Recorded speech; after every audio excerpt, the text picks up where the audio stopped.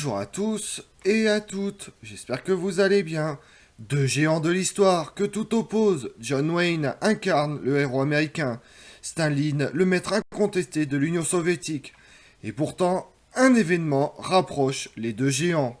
Pendant la guerre froide, Staline a essayé de faire assassiner John Wayne. Vous voulez savoir pourquoi? Venez avec moi.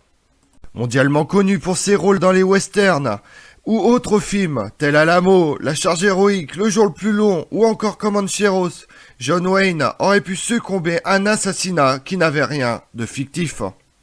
En effet, aussi incroyable que cela puisse paraître, le duc a été la cible du dictateur Joseph Staline, lequel a cherché à le faire exécuter à plusieurs reprises.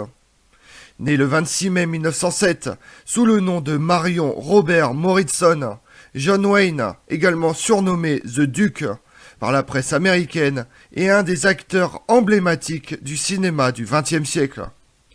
Avec 50 ans de carrière émaillée de plus de 180 rôles, notamment dans des westerns très connus, l'Américain a suscité l'admiration de nombreux spectateurs à travers le monde.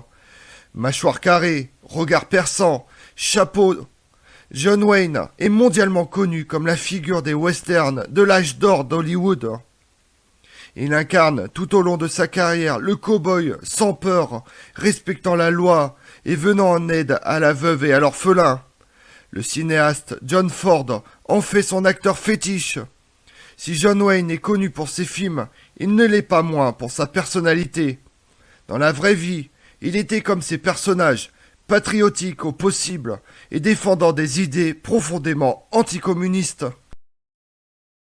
De 1947 à 1954, en plein milieu de la guerre froide, les États-Unis furent victimes d'une hystérie anticommuniste, une véritable chasse aux sorcières, pris à leur place, baptisé le macartisme, y compris dans le monde du cinéma.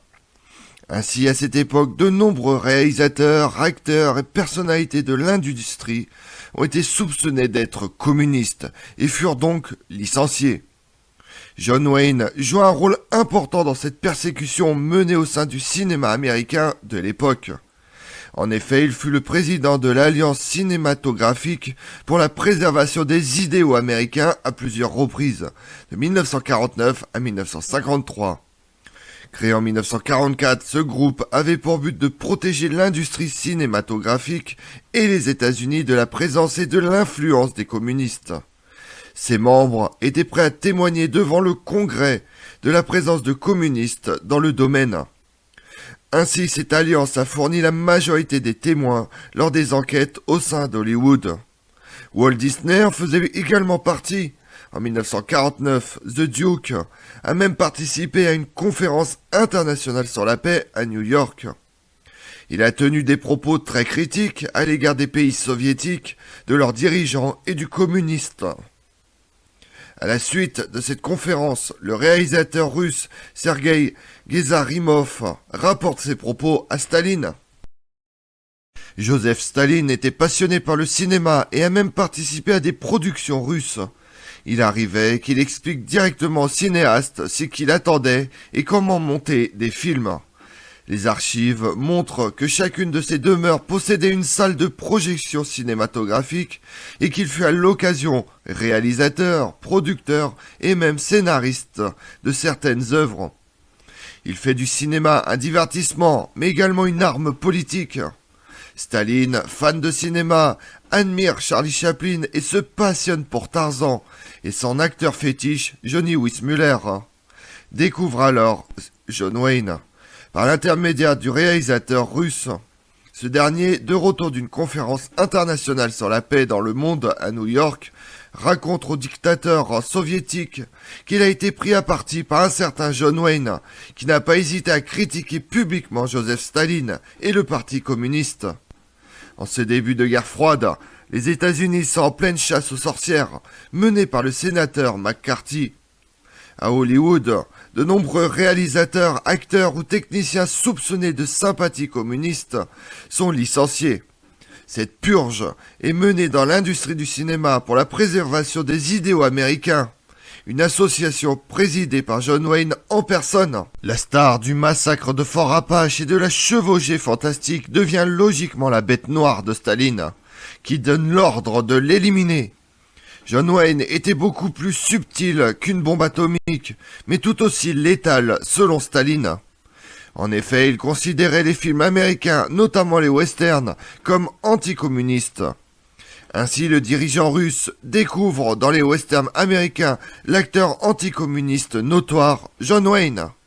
Staline le considéra dès lors comme une menace pour la diffusion de l'idéal communiste dans le monde. Mais si l'acteur a incontestablement laissé une empreinte indélébile dans l'histoire du cinéma américain, l'homme a aussi sa part d'ombre, en tout cas de vive controverse. Farouchement anticommuniste, volontiers ultra-réactionnaire, il fut d'ailleurs élu à 4 reprises président de l'Alliance cinématographique.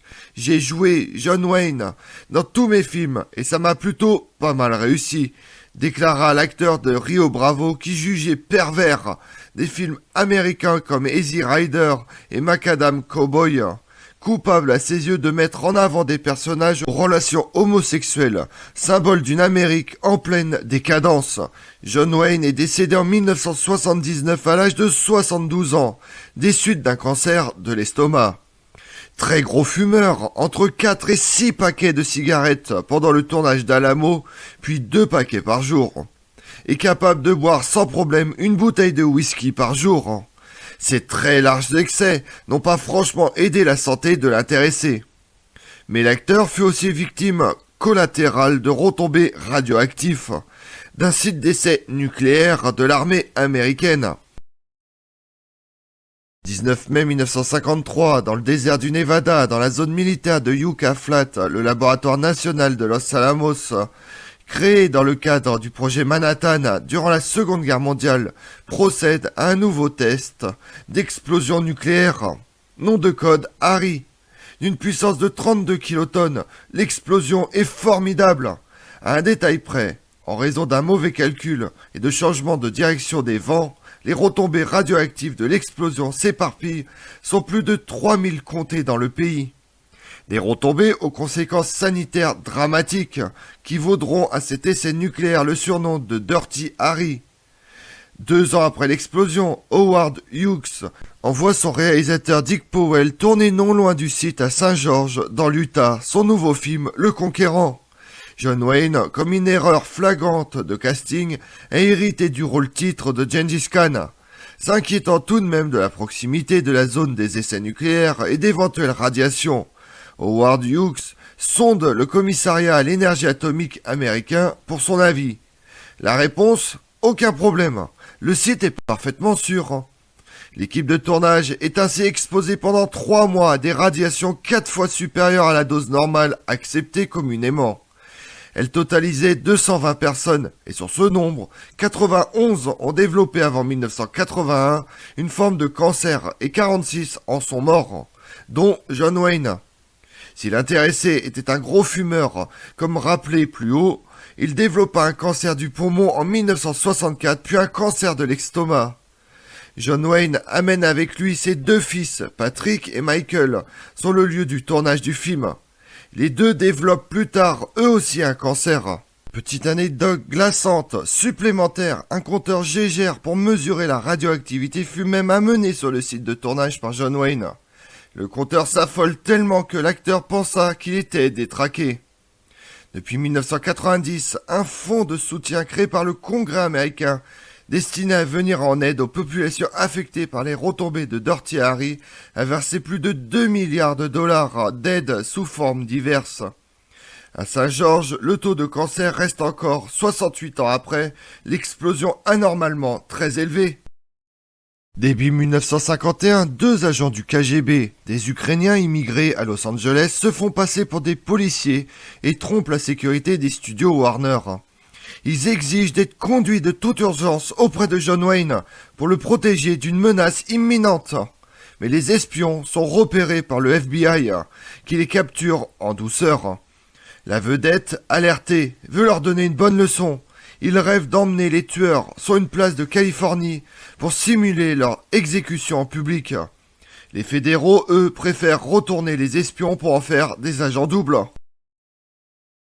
En recoupant de multiples sources, dont le témoignage d'Orson Welles, on est parvenu à retracer plusieurs tentatives d'assassinat. À la mort de Staline, en mars 1953, son successeur Nikita Khrouchtchev efface l'ordre d'exécution de la star du massacre de Fort Apache. Le nouveau maître du Kremlin dira lui-même lors d'une rencontre privée en 1958 « C'était une décision de Staline pendant ces 5 dernières années de folie. À sa mort, je l'ai annulé. » Une décennie plus tard, ça recommence. En 1966, de passage au Vietnam pour soutenir les troupes américaines embourbées dans la guerre, John Wayne échappe au tir d'un sniper. Arrêté, ce dernier dira que la tête de l'acteur avait été mise à prix par le leader communiste chinois Mao Tse-tung. Le héros de 100 $ pour un shérif mourra finalement en 1979 à 72 ans, emporté par un cancer de l'estomac. Joseph Staline n'aimait pas les films de cow-boy, encore moins ceux joués par John Wayne, modèle de l'anticommunisme à Hollywood. Au point qu'à partir de 1949, quand il apprend la popularité de l'acteur américain, le petit père des peuples donne l'ordre de l'éliminer. Je vous remercie d'avoir suivi cette vidéo en ma compagnie. Si vous voulez connaître mes autres vidéos, retrouvez-moi chaque matin à partir de 6h45 sur ma chaîne YouTube Tout sur l'Histoire avec Damien, mais également sur les réseaux sociaux, Twitter et Instagram, Histoire Damien. Et pensez à liker, commenter et vous abonner. Je vous remercie à tous.